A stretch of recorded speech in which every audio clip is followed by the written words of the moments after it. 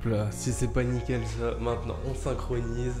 Wesh mes Quickitos, on se retrouve aujourd'hui pour une nouvelle vidéo. C'est un sujet Quora, une histoire incroyable que je vais vous raconter. Et elle est issue de la question suivante. Quelles ont été les 2 pires minutes de votre vie ? Tout d'abord, pour insérer le contexte, le cadre, ça s'est passé il y a 40 ans. Et la personne avait à l'époque 16 ans. La personne, on va l'appeler Joël. Et donc, c'était en plein été. Joël et ses potes, en tout ils étaient 4, ils ont pour habitude d'aller à un lac pour s'y baigner. Alors, ce qu'il faut savoir par rapport à ce lac, c'est que donc déjà ils ont l'habitude d'y aller et ils le surnomment le lac sans fond. Ce lac sans fond, il fait à peu près 400 mètres de longueur, donc c'est quand même un joli lac. Faut se dire que, ouais, c'est un demi-kilomètre quand même de long. Donc pourquoi ils l'appellent le lac sans fond ? C'est parce qu'en fait, ils ont déjà cherché à aller jusqu'au fond en se laissant couler pendant une éternité, jusqu'à ce qu'ils aient trop peur pour aller plus loin. J'imagine qu'en plus l'eau elle se rafraîchit un peu, il y a peut-être quelques herbes, des trucs comme ça, parce que c'est pas spécialement entretenu en principe un lac. Donc ils ont jamais réussi à trouver le fond. C'est relativement flippant d'être plus ou moins vers le centre de ce lac. Et maintenant, le démarrage de cette histoire. Là, vous avez le cadre et tout, vous êtes dedans, maintenant on démarre cette histoire. Ce qui se passe, c'est que pendant qu'ils se baignent, il y a un des 4 potes qui dit « Hey les gars, est-ce qu'on tenterait pas de traverser ce lac à la nage ?» Combien de fois ils ont été s'y baigner et ils n'ont jamais traversé l'entièreté du lac. Donc bien sûr, Joël, il était pas très chaud, mais ils ont totalement les capacités de le faire. Enfin, en soi, 400 mètres, ça se fait. Donc bon, bah, l'effet de groupe fait qu'ils se chauffent tous et ils se lancent pour faire ça. Joël, il avait un mauvais pressentiment. Et je pense que là, bah, on a aussi tous un mauvais pressentiment, tout simplement.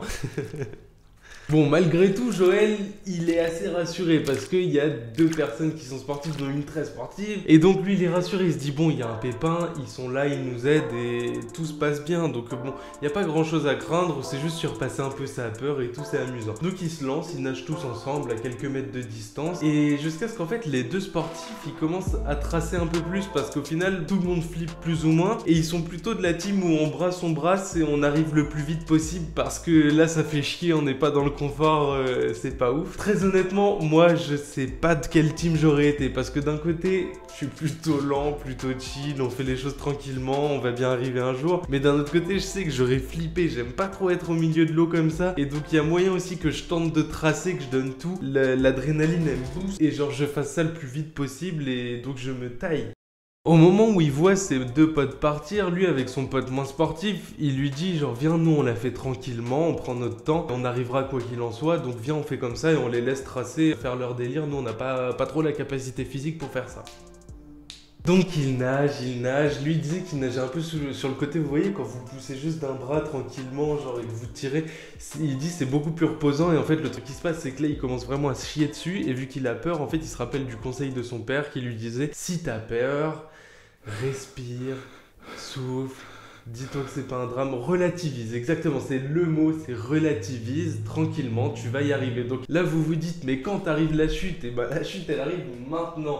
Il nage et puis d'un coup il se retourne et il voit qu'il avait mis quelques mètres de distance avec son pote. Mais bon bah il continue à nager, tu vois, ils ont pas besoin d'être collés non plus. Et là d'un coup il entend que son pote crie Joël, Joël.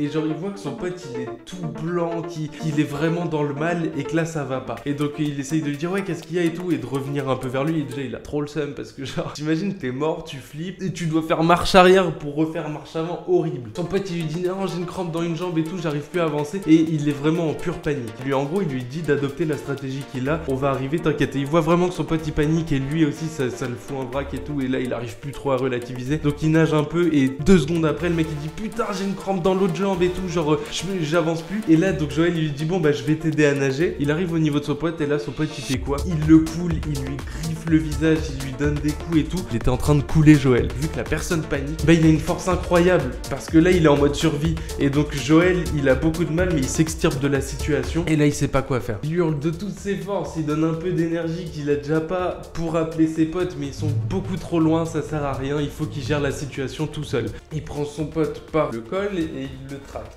Et là vraiment on est sur la phase Joël se fait des filles. C'est-à-dire qu'il imaginait déjà la chose où les gros titres des journaux, ça allait être genre deux adolescents se sont noyés et tout, et en fait il se voyait déjà mourir. Donc là il commence à nager en fait, et puis d'un coup genre ce pote se débat, se met en position fétale et se met à couler. Genre en fait il était tellement en panique que là genre il était vraiment plus lui-même. Donc là Joël il le voit s'enfoncer d'au moins 1 mètre, il flippe et donc il va le chercher, il le retracte, et là son pote il reprend un peu esprit et genre il le griffe, il le tape et tout, et Joël il a plus le choix, du coup un petit coup de coude dans le nez, son pote il saigne du nez, il est tout calme, et donc en fait il tracte son pote seconde par seconde. Entre temps ses potes eux, ils ont eu le temps d'arriver sur la rive, mais ils sont tellement morts en fait qu'ils sont écroulés de fatigue et qu'ils se soucient de rien. En fait ils attendent juste que les autres arrivent et ils s'imaginent pas la situation qui est en train de se passer.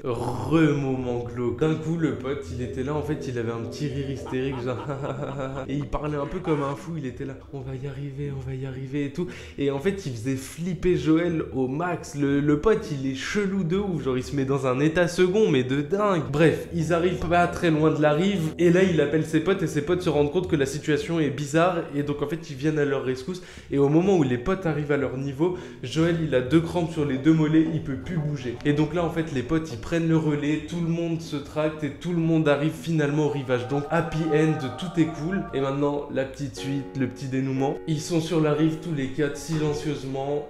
Joël il pleure parce qu'il a vécu vraiment le pire moment de sa vie, de toute façon c'est le titre. Et il dit qu'à ce moment là en fait c'était terrifiant parce que pour la première fois de sa vie il a vraiment cru qu'il allait crever. Et donc en fait cette histoire elle a été tellement marquante pour ce Joël que genre pendant des semaines il en faisait des cauchemars, ça l'a traumatisé, clairement c'est le terme, c'est traumatisé. Il dit que 40 ans après il y pense encore. Et donc ce qu'il raconte en fait c'est que l'ami qui l'a sauvé il est mort 10 ans plus tard en moto, donc à 26 ans. C'est un peu dramatique, c'est très triste. Et la toute dernière finalité, c'est que le mec qui s'est fait sauver la vie, c'est le plus gros connard qui soit. C'est-à-dire que quand ils allaient voir des personnes inconnues ou des choses comme ça, il se présentait comme le mec qui a sauvé la vie de Joël. Donc c'est vraiment l'ingratitude à son stade le plus extrême, son paroxysme. Donc ce gros enculé, à chaque fois qu'il voyait de nouvelles personnes, il était là, oui c'est moi qui ai sauvé la vie de Joël, je vous raconte l'histoire. Et vraiment un sale con. Et dans ces moments-là on se dit que c'est peut-être pas si dramatique en fait qu'il ait eu son accident de moto. Non j'avoue je suis mauvaise langue, on peut pas souhaiter la mort à quelqu'un, mais bref, il a été con en fait du début à la fin, et c'est à l'image de la personne en fait. Et arrivé là, une fois que c'est fini, bah il est là à se vanter de quelque chose qu'il a fait, enfin il a failli buter Joël quoi.